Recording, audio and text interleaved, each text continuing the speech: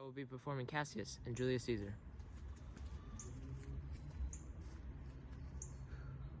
I know that virtue to be in you, Brutus, as well as I do know your outward favor. Well, honor is the subject of my story. I cannot tell what you and other men think of this life, but for my single self, I had as lief not be, as live to be, in all of such a thing as I myself. I was born free as Caesar, so are you. We both have fed us well, and we can both endure the winter's cold as well as he.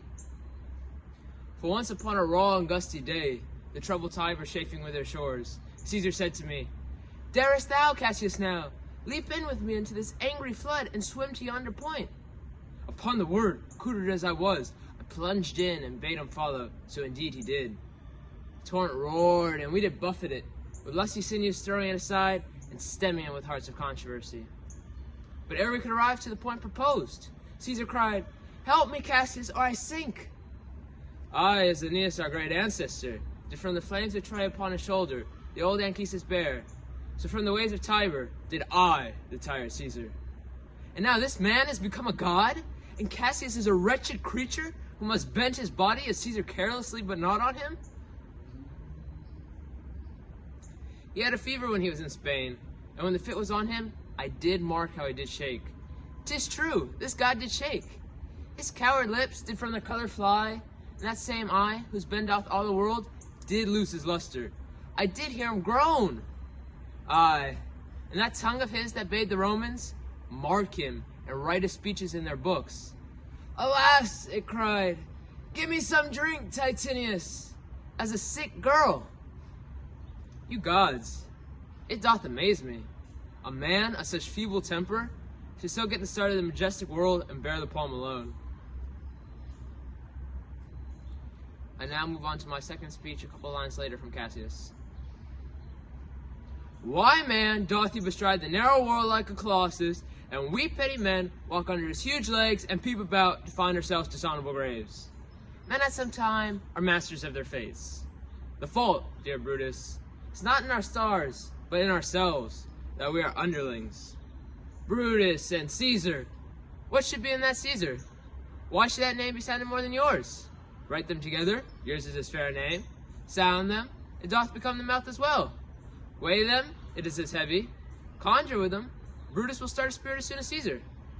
Now in the names of all the gods at once, upon what meat doth this our Caesar feed, that he has grown so great? Age, thou art shamed.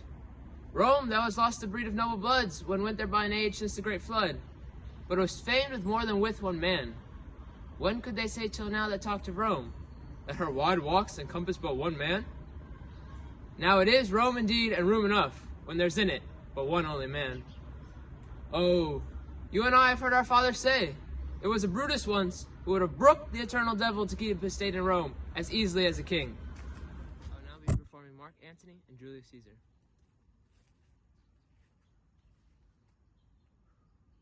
"Friends, Romans, countrymen, lend me your ears. I come to bury Caesar, not to praise him. The evil that men do lives after them. The good is often shared with their bones, so let it be with Caesar. The noble Brutus hath told you that Caesar was ambitious. If it were so, it was a grievous fault, and grievously has Caesar answered it. Hereunder leave of Brutus and the rest, for Brutus is an honorable man, so that all honorable men. Come I, speak in Caesar's funeral. He was my friend, faithful and just to me.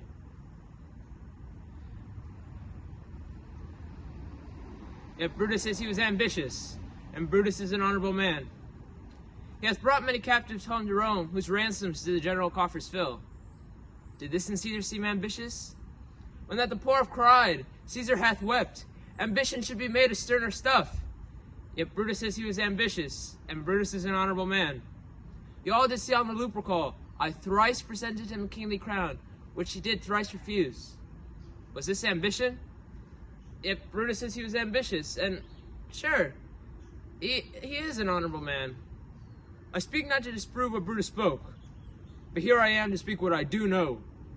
You all did love him once, not without cause. What cause withholds you then to mourn for him? O judgment, thou art fled to brutish beasts, and men have lost their reason. Bear with me. My heart lies there in the coffin with Caesar, and I must pause till it comes back to me.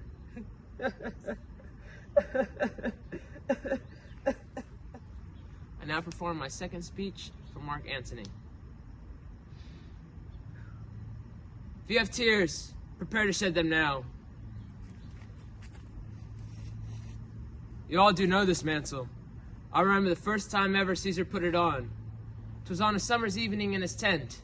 That day he overcame the nerve eye. Look, in this place ran Cassius' dagger through. See what a rent the envious Casca made. Through this the well-beloved Brutus stabbed, and as he plucked his cursed steel away, mark how the blood of Caesar followed it, as rushing out of doors to be resolved, and Brutus so unkindly knocked her no. For Brutus, as you know, was Caesar's angel. Judge, O you gods, how dearly Caesar loved him. This was the most unkindest cut of all, for when the noble Caesar saw him stabbed, ingratitude, more strong than traitor's arms, quite vanished him. Then burst his mighty heart, and in his mantle, muffling up his face, even at the base of Pompey's statue, which all the while ran blood, great Caesar fell. Oh, what a fall was there, my countrymen! Then I, and you, and all of us fell down, whilst bloody treason flourished over us. Oh, now you weep, and I perceive you feel the dint of pity. These are gracious drops. Kind souls, what weep you, when you but behold our Caesar's vesture wounded? Look you here. But yesterday, the word of Caesar might have stood against the world. Now lies he there, and none so poor to do him reverence. O masters, if I were disposed to stir your hearts and minds to mutiny and rage, I should do Brutus wrong and Cassius wrong. I will not do them wrong. I would rather choose to wrong the dead, to wrong myself and you, than I would wrong such honorable men. But here's a parchment with the seal of Caesar. I found it in his closet. 'Tis his will. Let but the commons hear this testament, which, pardon me, I do not mean to read. And they would go and kiss dead Caesar's wounds, and dip their napkins in his sacred blood, yet beg a hair of him for memory, and dying, mention it within their wills, bequeathing it as a rich legacy unto their issue.